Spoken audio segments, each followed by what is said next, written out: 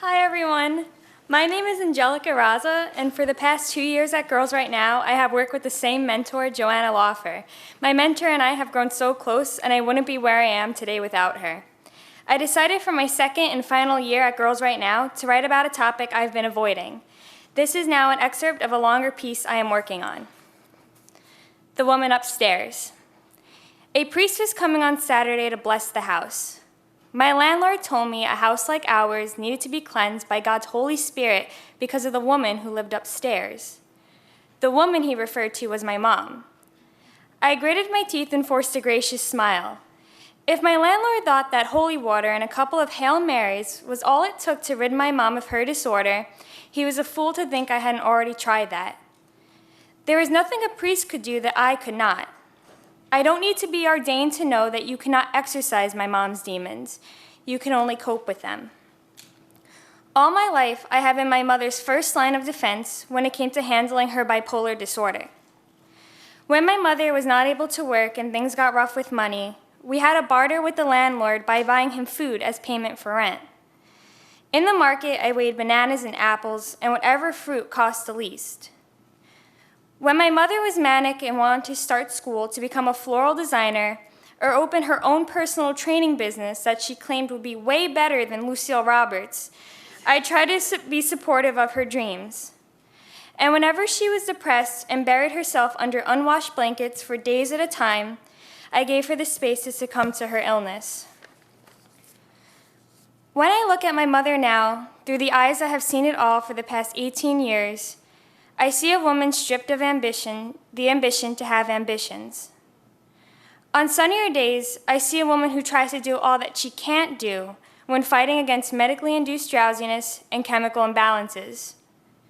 We drink up all the time we have under the sun, right up to the point when the black clouds roll in and it starts to pour again on the both of us. Sometimes it's hard to believe I didn't always know that my mother was different from other moms. Sure, she was confrontational and irate at times, but other times she was my best friend.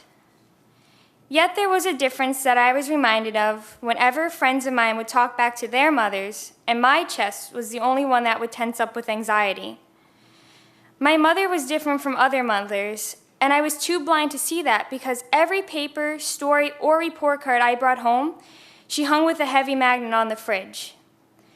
Every time I came home with an achievement from school, she'd order vegetable fried rice from my favorite Thai food place, which was too expensive to order from any ordinary day.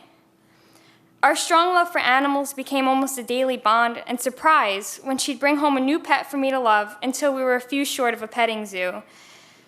Sometimes she was a mom I've met a handful of times, the mom I adored. But moments like those can never quite outweigh all the times I had to walk on eggshells around the woman who lost her identity and caused me to lose my own identity too. College seems to be the answer to everything. I'm going to move out and become a writer who travels the world. The intrigue of the future is reeling me in.